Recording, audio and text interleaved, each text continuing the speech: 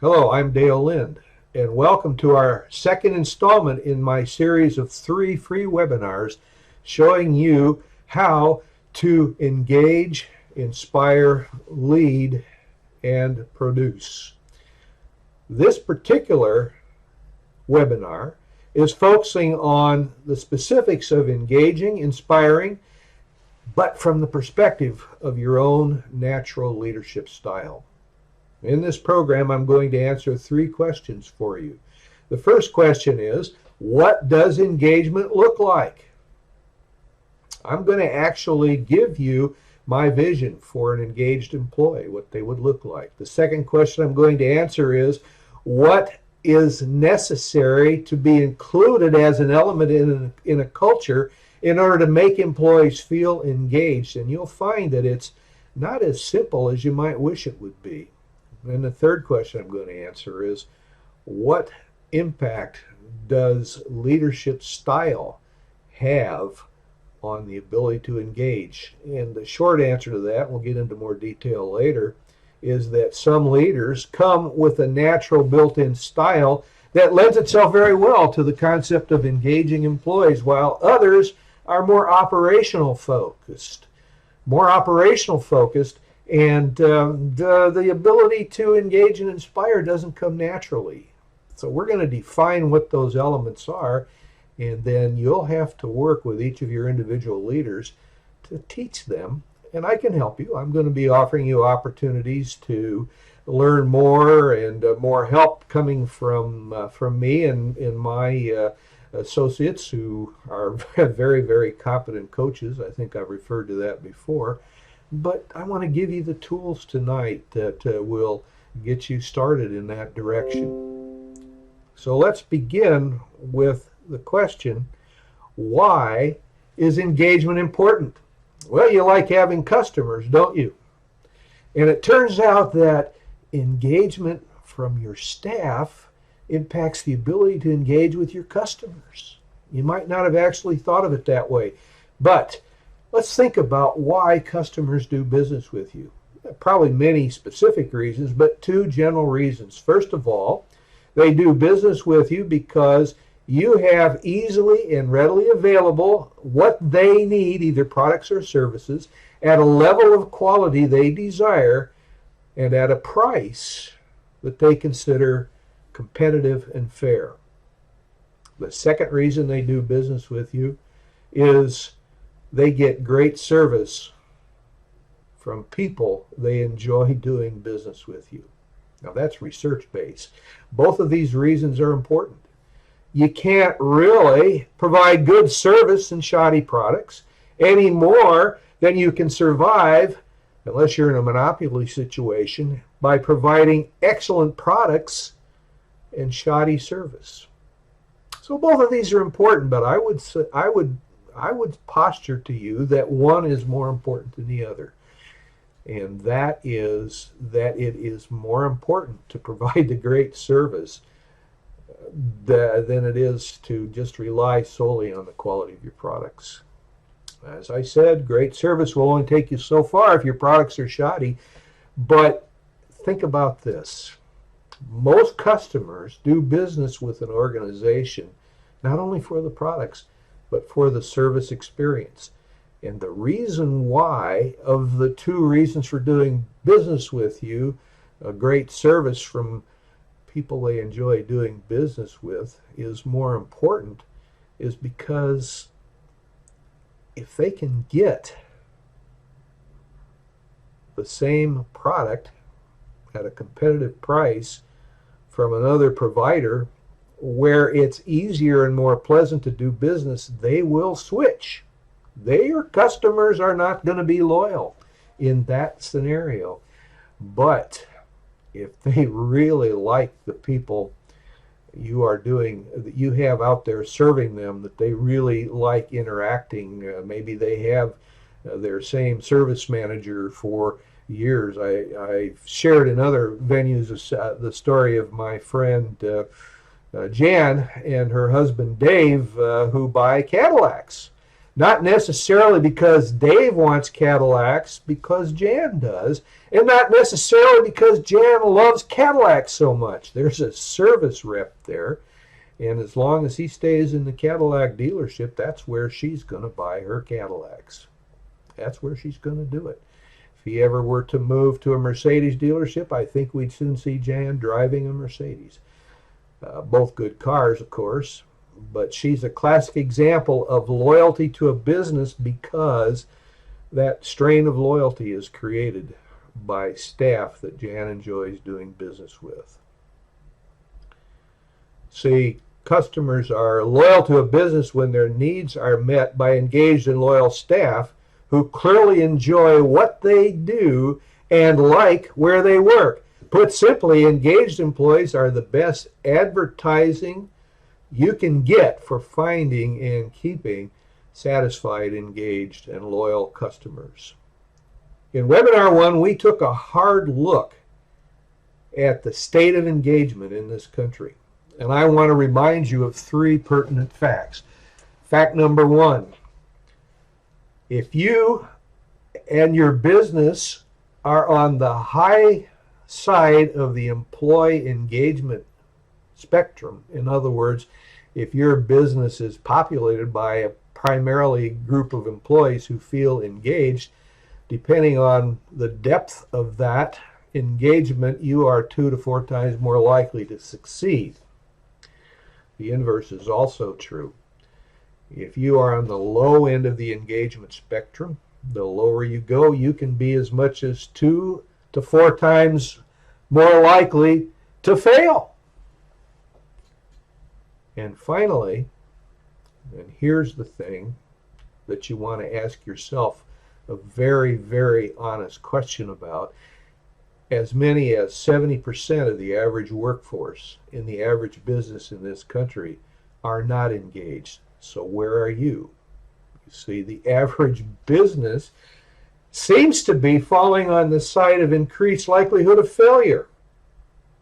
And could it be that the only reason more businesses don't go out of business is because they're no worse than most of the others in the competitive area?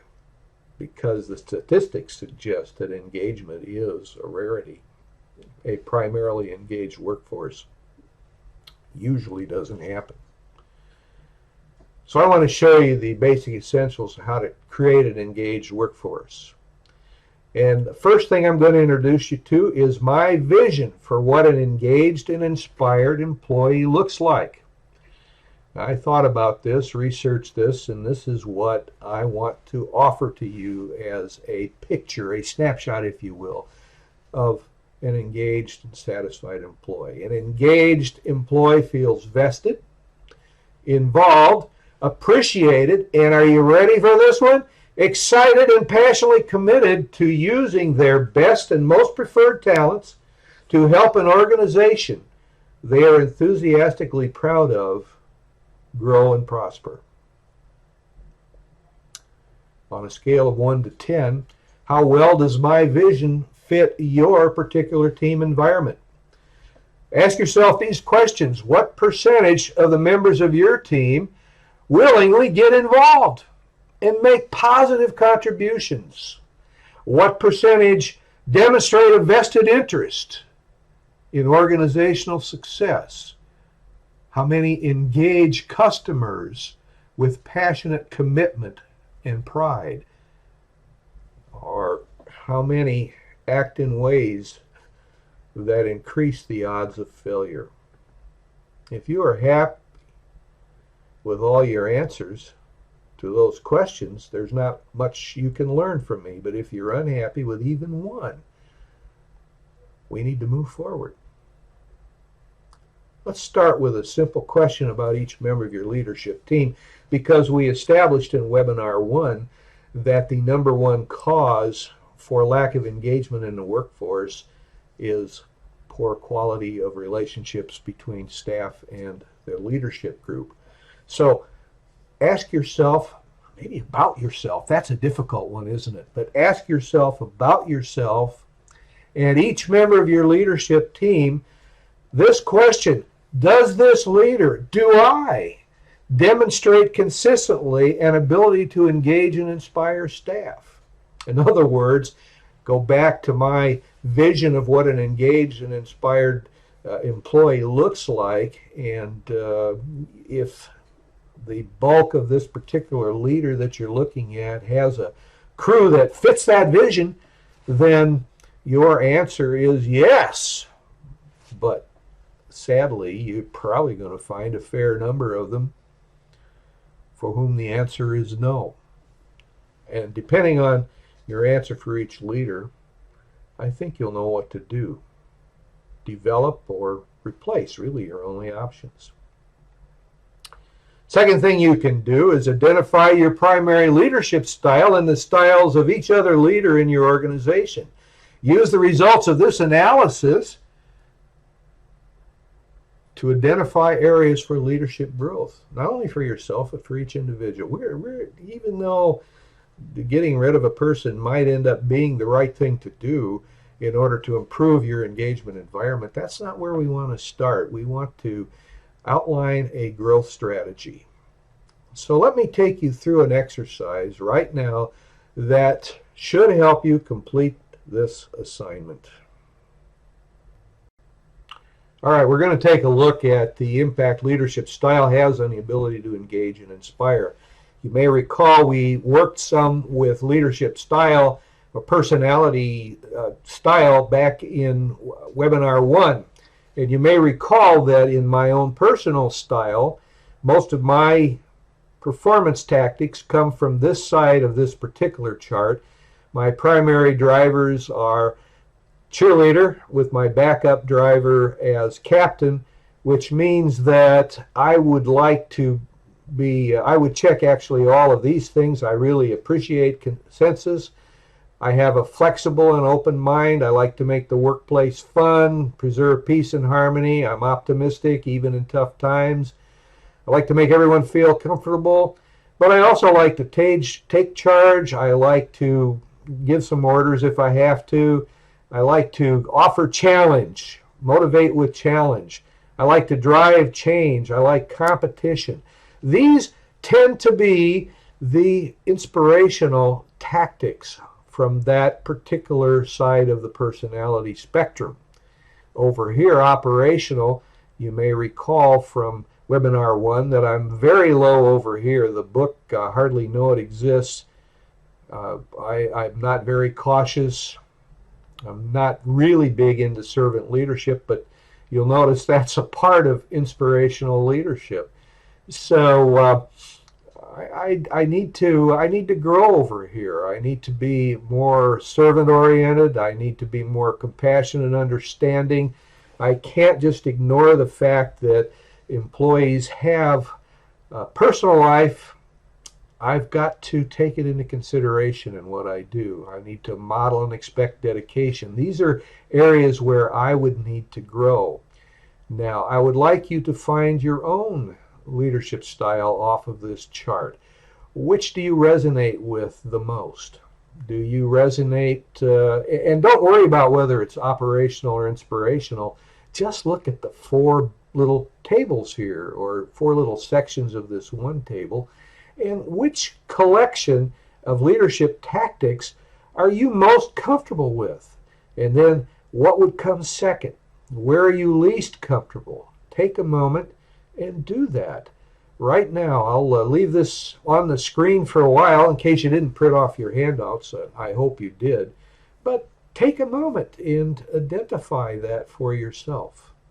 Maybe I'll talk a little bit, but what we're trying to establish here is what am I already good at in terms of creating an engagement environment, and where do I need to improve? And just take 2 or 3 things. Not tweet, because this isn't a tweet thing, but you'll have a chat box available to you on the seminar. When we're doing the seminar, you have this chat box here. It'll be off to the right, I think, of your screen. And send me some comments. I promise to reply to them. But there should be some questions that you'll want to ask about leadership style. Feel free to do that. Take a moment, I'll give you a few seconds here to do that, where I promise I won't sing to you, but give it a little exercise. Try it. I'll give you about 15 seconds here to look it over and decide where your leadership style is, and then you can send me a question via chat anytime you want during the program, and I will get back to you on them.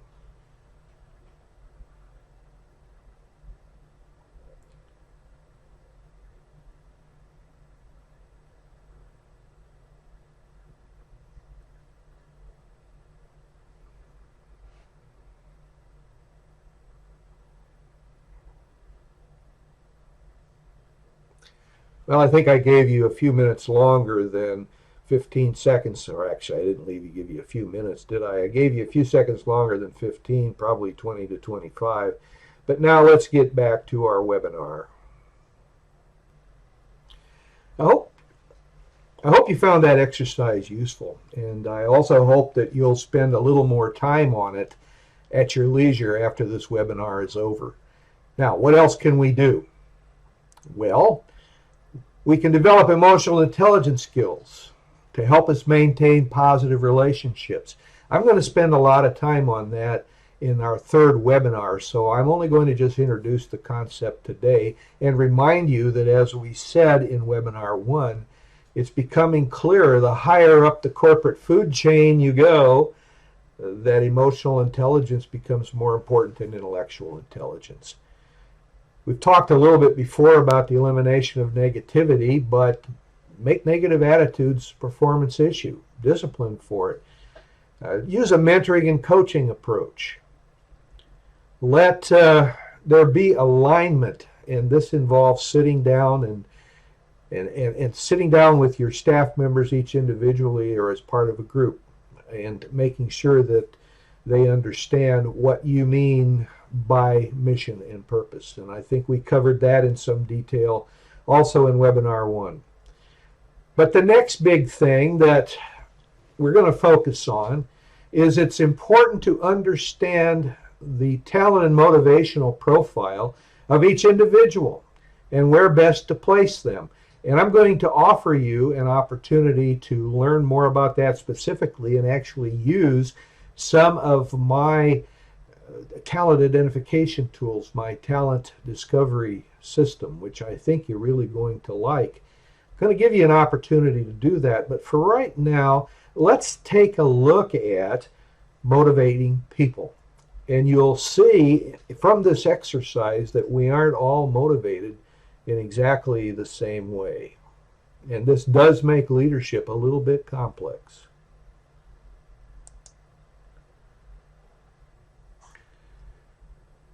Here's where life gets to be a little bit complicated, and why you as a leader or any leader in your organization needs to really know what their individual team members respond to best. If you want to create a motivational environment, an engaging environment, unfortunately, while there are some general principles, such as the ones I've been sharing with you, when it gets down to specifics, you've got to treat each one as an individual.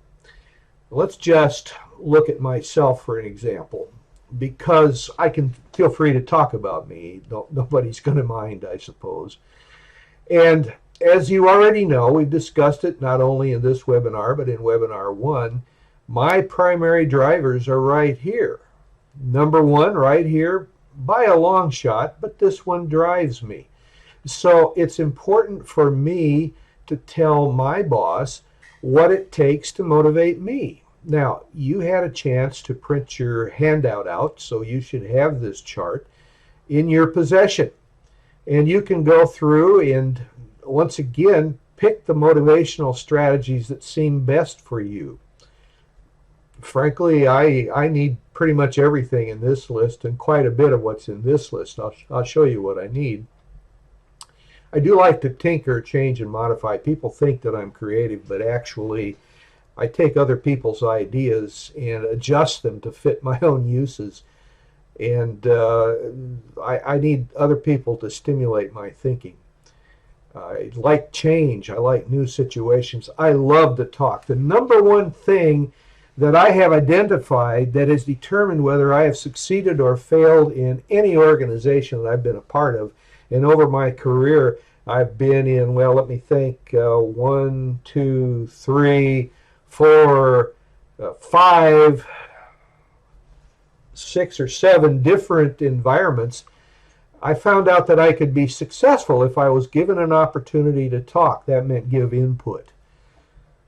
If I didn't have that opportunity, I wasn't comfortable and I didn't do well. Probably therefore the number one strategy to create a motivational, inspirational, engaging environment for me is appreciate my gift for words and let me talk. You see, let me be on stage and entertain. Man, I'm going to love you to death if I can do these things. But I also need some freedom to move without checking. I don't consider myself particularly competitive, but I do like to be trusted. I don't like to have to be told what to do. Give me chances to be in charge. Value my ingenuity, I suppose, but not necessarily my creativity. And I do like to be able to be innovative, even if I'm not terribly creative. I do like to come up with new ways to improve processes. So that's a little overview. So if either of your primary drivers are here, take a moment and identify what might come next for you. But let's look, there's more. Here's the other side of the coin. This is where I'm low. I'm really low over here and reasonably low over here, but still higher. So that I do like to show empathy and compassion. I do like to be noted for my work. I'm not particularly service oriented, but I do appreciate loyalty and I try to be loyal. I like to have a mission. Not particularly precise and accurate, but I like to feel that I have caring support. Over here, there's not much that I need, except that if we're working together, let's be reliable and punctual. I try to do that too. I do use a few routines, but in specialized situations, such as preparing my gym bag. If I don't have a routine and an order for setting up my gym bag, I'm going to get to the gym without a few important things. And over the years, I've managed to collect quite a few socks because of this. Now I have a routine and I don't run out of socks anymore. So take a moment and look at this chart on your handout and identify what motivates you best. And keep in mind that you probably use the motivational strategies on your team that motivate you, and it isn't necessarily so. What motivates you might not be at all important to any other member of your team. That's why you need to know your team members, know what motivates them. I would love to come and do a seminar with you, actually an extended, at least half-day seminar where we explore personalities and let each member of the team get to tell you and each other what they take and what it takes to motivate them. So use these charts. I'm going to give you another 15-20 seconds here to go to your handout and get the information that you need. And once again, don't forget, you can chat with me. Send me chat requests. Send me information on your chat function, and I will answer every question that I think I know the answer to. And if I don't know the answer, I won't make something up. I will actually research it and get back to you. So take about, 20 seconds here to go over this list and see where you fit in terms of your motivation.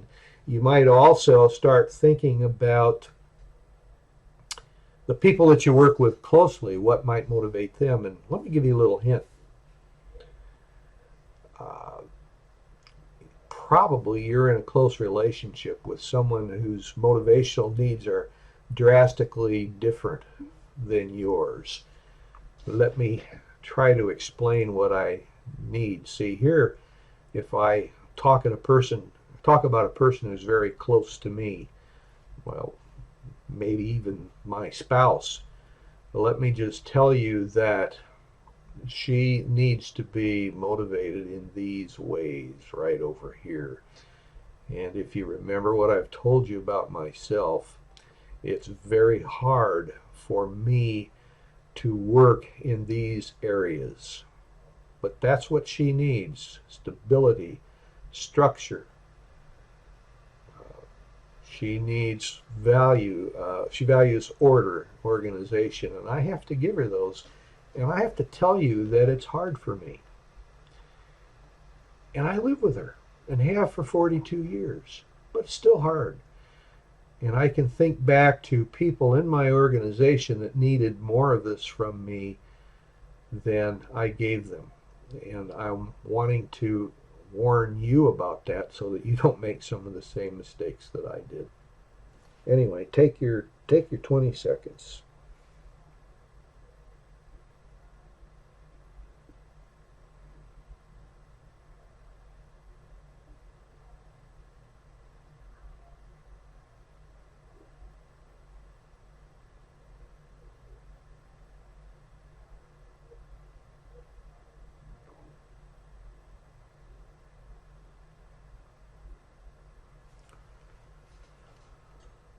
In closing, let me say a few words about a reward system to encourage engagement and inspiration. People do respond to contests very well. They respond to appreciation more than probably any other, and that's certainly something that they need, is to be appreciated and to know that they are appreciated. But I heard of an interesting reward system, read it recently in an article, and let me just share the outlines with you because I think you might find it useful. But create a reward system that shares rewards that people can really use. I think a point system that can eventually be converted into valuable things like maybe even gas whenever the price of gas goes up, or groceries, or clothes, or anything like that. But some kind of a point system that works, that people can earn for hitting the milestones that you outline for them. So, if we're talking about improving engagement, then you'll need two reward systems. One to encourage your leaders to work harder at developing an engagement environment, and another one to reward your team members for getting engaged, providing input, and creating satisfied, loyal customers. I hope you've enjoyed this presentation. We do have one more webinar in this series, and then after that, a couple of days after that webinar, I'm going to share with you an opportunity to go deeper into all of these topics. An opportunity that you can use for yourselves and for your team members to create that engaging environment that will increase your odds of succeeding and reduce your risks of failure. So join me, check your schedule, join me for webinar 3 coming up in just a short while, that is going to focus on emotional intelligence. I've been talking about emotional intelligence, but we're going to spend the bulk of our time looking at key emotional intelligence strategies. And especially valuable to you will be some techniques for sort of getting rid of the blocks to your progress that are based in your emotions. Might talk a little bit about organizing jobs around talents, but we're also going to spend some time on looking at your unique personality and how you might find a complementary partner who can help fill in some of the gaps in your personality. Anyway, join me for our next webinar, and we'll get into those exciting topics. Thank you for your attendance to this one.